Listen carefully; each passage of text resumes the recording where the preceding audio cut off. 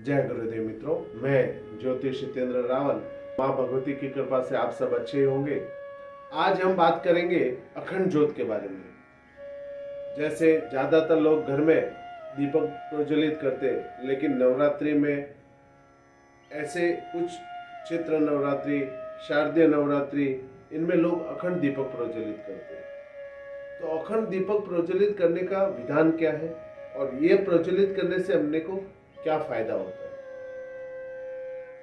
जिस घर में भी अगर अखंड दीपक प्रज्वलित करते हैं तो पहले तो वो देख लीजिए कि अखंड दीपक जब हम प्रज्वलित करते हैं मतलब साक्षात एक शक्ति को वहां विराजमान कर देते हैं।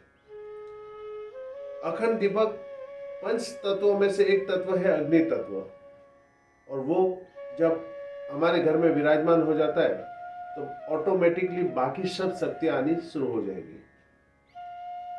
जैसे आप शक्कर है वो नीचे गिरा दो, तो जैसे ही शक्कर नीचे गिरेगी एक सीटी आएगी, दो आएगी, ऐसे ऐसे करके बहुत सारी ढगलों बन चींटियां वहां आ जाएगी और उसको खाने लगेगी। या उसी प्रकार जब हम अखंड ज्योत को स्थापन करते हैं तो उससे पहले हमें संकल्प लेना पड़ता है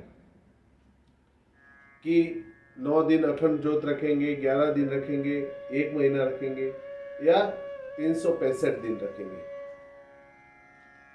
अगर 9 दिन आप रखते हो तो उस समय उसको 9 दिन का संकल्प लेना है।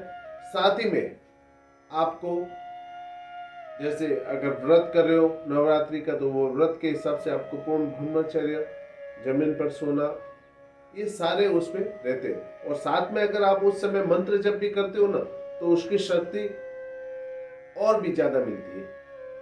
अगर हम कोई अनुष्ठान करते हैं और उस अनुष्ठान में अखंड ज्योत जब हम प्रज्वलित करते हैं तो उस अखंड ज्योत के हिसाब से हमें उस साधना की सिद्धि बहुत ही शीघ्र मिल जाती है। इसलिए अखंड ज्योत का एक अलग ही महत्व है। आज मैं आपको ऐसे कई कारण बताऊंगा जिससे अखंड ज्योत करने से आपके जीवन में फायदे ही फायदे हो सकते हैं। आप पहले ये जान लीजिए कि अखंड ज्योत किसके नाम से करते हो, कौन सी देवी के नाम से करते हो या देवता के नाम से करते हो। अगर जिस किसी देवी देवता के नाम से करते हो तो उनको ज्यादा क्या प्रिय है वो चीज का ध्यान रखना, उनको कौन सा कलर पसंद है वो चीज का ध्यान रखना जरूरी रहता है।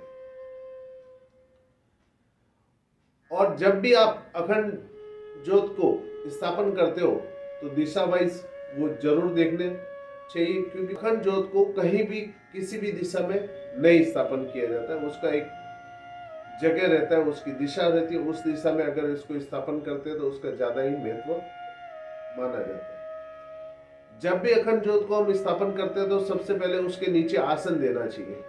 चावल का आसन देना है। दीपक स्थापन करने से पहले सबसे पहले आप मन वचन कर्म से पवित्र हो जाइए, आचमन कीजिए, पवित्रकरण कीजिए, शिखावंदन जो भी रहता है वो कीजिए। उसके बाद अपने देवताओं का आह्वान करके फिर अग्निदेव को चावल के ऊपर स्थापन करना है और उनको पंचोपचार पूजन करना है। यह करने से वो शक्ति वहां विराजमान हो जाएगी। जब अखंड ज्योत आपके घर में चलेगी तो उसमें क्या क्या फायदे मिलेंगे वो मैं आपको बताता हूँ।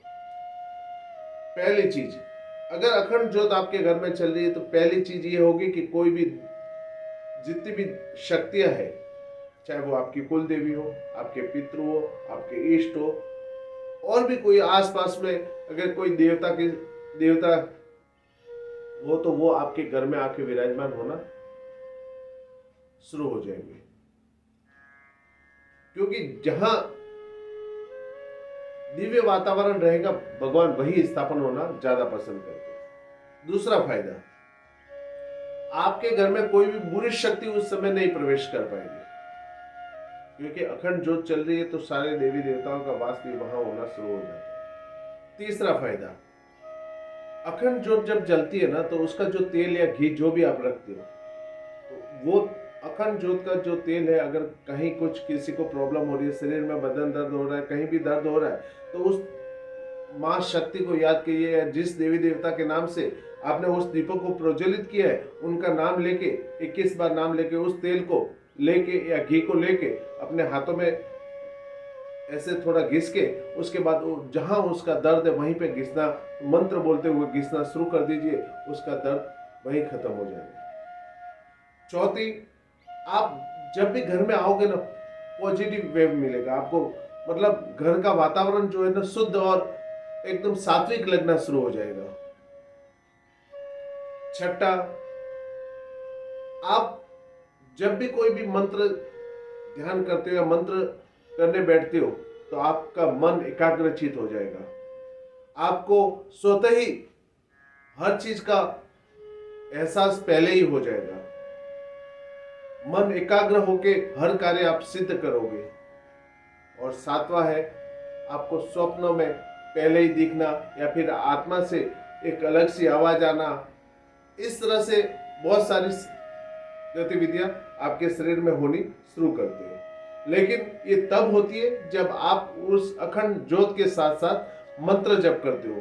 और जब ये मंत्र जाप भी आप करते हो ना, तो साथ में कलश भी स्थापन करना अनिवार्य रहता है, क्योंकि कलश में सारी देवी देवताओं का वास रहता है। तो ये दोनों चीज अगर साथ में करते हो आप, तो ये सारे जो फायदे हैं वो आपको मिलने शुरू हो जाते हैं। लेकिन प्रतिदिन जो घर में दीपक करते हो वो तो आपको करना ही है, वो बंद नहीं करने। और ये अखंड दीपक जो करोगे वो अलग से चालू रहेगा। और एक चीज खास ध्यान रखना है, बिना आसन के अखंड दीप को प्रज्वलित नहीं करना है, आसन देना अनिवार्य ही है। तो अगर इस तरह से विधि विधान से हम कोई भी कर्म करते हैं तो उसका पूर्णतः हमें फायदा प्राप्त होता है। इसलिए शारदीय नवरात्रि आ रही है, तो इस नवरात्रि में आप इस अखंड दीपक का घर में स्थापन कीजिए और साथ में कलश का स्थापन कीजिए, क्योंकि कलश का स्थापन करोगे तो माँ दुर्गा और साथ में बाकी सभी शक्तियां आके विराजमान हो जाएगी और आपके घर का वातावरण है पूर्णतः शुद्ध हो जाएगा। इस तरह आप भी अखंड ज्योत घर में प्रज्वलित करके उसके पूर्ण फायदे प्राप्त कीजिए और माँ भगवती का आशीष प्राप्त कीजिए। अगर आपको मेरा ये वीडियो अच्छा लगा हो तो लाइक सब्सक्राइब जरूर कीजिए और माँ भगवती आप सबका कल्याण करे। जय गुरुदेव।